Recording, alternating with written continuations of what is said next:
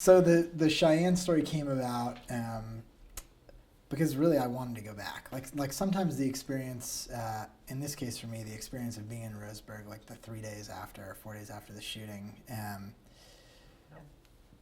it's just sort of unsatisfying in a lot of ways. Mostly because you feel like you've all you've done is be a part of the wave that sort of tells like the very first version of this thing happening, and like we have in Roseburg, it was really interesting because it happened on a Thursday, and by Saturday, like all the hotel rooms in town were empty because all the cable networks had bailed out. Like they've got Saturday their ratings aren't good; they were gone. So like you see the way these stories play out, and by like the fourth day, it's sort of like the stories are about a community healing, like things coming back together, like the last person gets out of the hospital, and then like it's just this vast silence, at least in the national space, and I knew that the story didn't end there, and I wanted to figure out a way to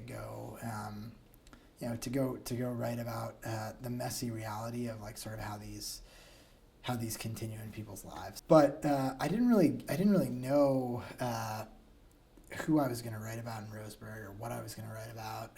There were a lot of things I was interested in, like the gun culture there, the place's relationship with guns, and so initially I went to go spend time with Cheyenne's older brother, whose name is Jesse, because he'd been sort of vocal about talking about guns, and how he didn't like the way it was being politicized. And so I went down to go meet with him, just sort of saying like, "Hey, I'm curious about this. I want to come spend time with you." And by later that night, like I was with him, in Cheyenne's house with her and her mom, and like by the end, the first trip was maybe 3 days, and by the end of that, I knew like I just that was the story, like the story with Cheyenne and her mom. And I think the biggest thing for me is like on big stories, where you get to spend a lot of time with people, like you have to be genuinely curious. Like that's not something that you can force, and you also have to genuinely care. Like I think we sometimes mix up some things about journalism being unbiased and journalism being unfeeling. And if you're like trying to do a big story, and if I'm there and I don't feel anything for the people that I'm with, for the things that I'm seeing, like there's no way in the world that somebody reading it's going to feel something. Like I better feel something. So a huge part of my job is trying to put myself in stories and situations where I can see things that are going to move me, like that I'm going to feel.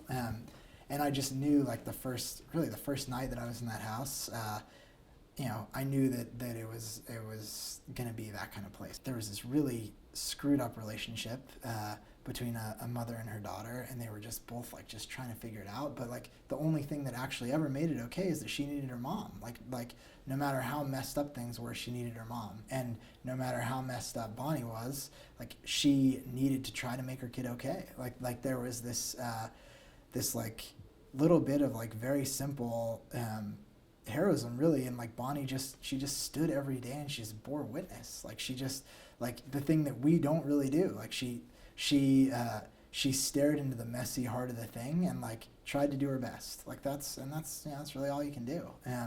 Like she didn't have the tools to nothing had prepared her for this.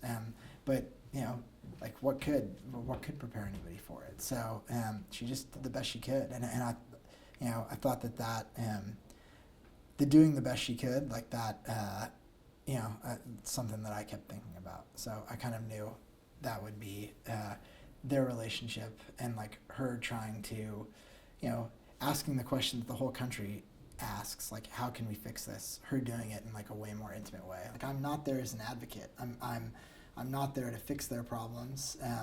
I'm there to illuminate them, and that makes it a really complicated thing. So there are huge challenges on every story and huge ethical complications on every one of those stories. When I'm going from one doctor appointment to the next with Cheyenne and Bonnie, like, is it okay for me to try to help Bonnie wrestle this 60-pound wheelchair out of the car? Like, how many times do I need to see her do that before like the act of me just standing there and watching her wrestle the 60-pound wheelchair out of the car like makes me look like a irredeemable asshole? Like I can't. You can only I want to see that a lot. I want to make sure that I'm seeing their lives in a real way that I'm not impacting. But like at some point, like she needs help. Like, and there's nobody else to help her, and she can't get the wheelchair out of the car. Like, I've got to help her get the wheelchair out of the car. I take that responsibility really, really seriously, and it's not just in the story, but it's then in making sure. Like, I fight with the editors to make sure like we're closing comments. No comments on the story about Cheyenne. Like, she's a 16-year-old kid. That story, in surprising ways, like did. It got a ton of traffic, millions of page views. Like, we're not having all these anonymous people comment about like this psychologically damaged 16-year-old kid who's going to go back and read through all the comments. Like, no comments. I make sure that I'm like seeing all the photos, that I'm writing the captions for the photos, so that they're not going to be damaging. I look over the headlines, like, and it can go wrong 1,000 different ways.